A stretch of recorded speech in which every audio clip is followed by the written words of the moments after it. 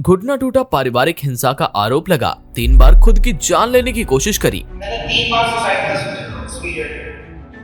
इतना कुछ हो जाने के बाद हार ना मानने की काबिलियत इंसान खो देता है। लेकिन मोहम्मद शमी वह इंसान है जिनके डिक्शनरी में गिव अप शब्द शायद नहीं है। मोहम्मद शमी का कैरियर और उनके पर्सनल लाइफ में काफी उतार चढ़ाव देखे गए हैं। आज के समय मौजूदा 2023 के वर्ल्ड कप में मोहम्मद शमी अपनी बेहतरीन गेंदबाजी के चलते भारत के highest world cup wicket taker बन चुके हैं। उनकी यह उपलब्धि दिखाती है कि वह अपने खेल को लेकर कितने सीरियस हैं और अपने दम पर वह क्या कुछ कर सकते हैं। शमी की जिंदगी की शुरुआत उत्तर प्रदेश के सहारनपुर अलीपुर गांव से होती है। इस गांव में एक कब्रिस्तान है और उसके पीछे एक छोटा सा मैदान है जहां मोहम्मद शमी अपने बचपन के दिनों में गेंदबाजी किया करते थे। शमी अपनी गेंदबाजी को लेकर काफी सीरियस थे और वहीं उनके पिता भी क्रिकेट का अच्छा खासा शौक रखते थे। इसीलिए उन्होंने अपने खेत में सीमेंट वाली पिच तैयार करी जो मोहम्मद शमी के लिए किसी एकेडमी से कम नहीं थी। शमी यहाँ पर घंटों अपनी बॉलिंग की प्रैक्टिस किया करते थे और तब तक नहीं थकते थे जब तक उनकी बॉल खो नहीं जाती थी। मोहम्मद शमी जब बड़े हुए तब उन्होंने कोचिंग ज्वाइन कर ली और जब वह कोचिंग से घर आते थे तब वह अपने घर में दीवार पर बॉल को मारते थे।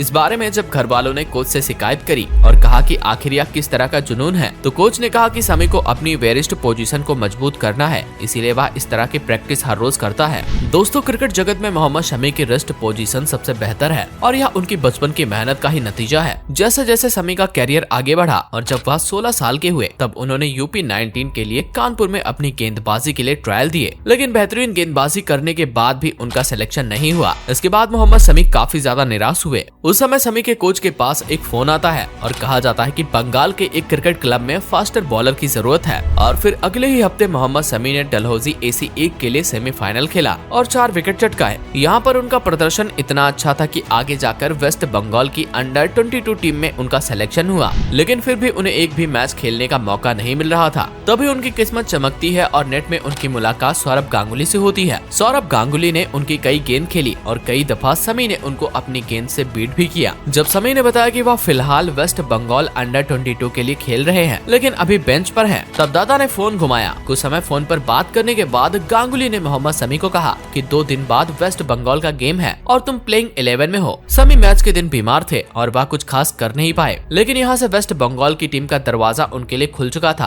आगे जाकर उन्होंने 2013 में भारत के लिए डेब्यू किया और यहाँ से उनके करियर का एक नया पड़ाव शुरू होता है। अब आता है 2015 का विश्व कप, जहां मोहम्मद शमी अपने टूटे हुए घुटने के साथ पेन किलर की मदद से पूरा वर्ल्ड कप खेल गए थे। सेमीफाइनल में जब उन्होंने अपने घुटने के बारे में टीम मैनेजमेंट और कप्तान धोनी को बताया तो लेकिन उस समय उनके ऊपर जिम्मेदारियां काफी थी, इसीलिए उन्होंने गेंदबाजी नहीं छोड़ी और सेमीफाइनल में अपने 10 ओवर में सिर्फ 68 रन दिए। उनकी चोट इतनी खतरनाक थी कि कई लोगों ने उन्हें कहा कि शायद ही तुम अब इंटरनेशनल क्रिकेट खेल पाओगे, लेकिन उन्होंने हार नहीं मानी और भारतीय क्रिकेट टीम में एक बार फिर से वापसी करी। अब 2018 आ चुका था, लेकिन IPL से पहले ही शमी कार एक्सीडेंट के चलते चोटिल हो जाते हैं। यहाँ तक कि जून में हुए योयो टेस्ट को भी वह पास नहीं कर पाते और फिर सितंबर में पारिवारिक हिंसा के आरोप उन पर लगाए गए, जिसके बाद BCCI ने भी उनके कॉन्ट्रैक्ट को निश्चित काल तक रोक दिया था। शमी के लिए यह वक्त इतना कठिन था कि उनके जहन में 3 बार आत्महत्या करने का ख्याल आया था। मैंने 3 बार सुसाइड का एक्सपीरियंस।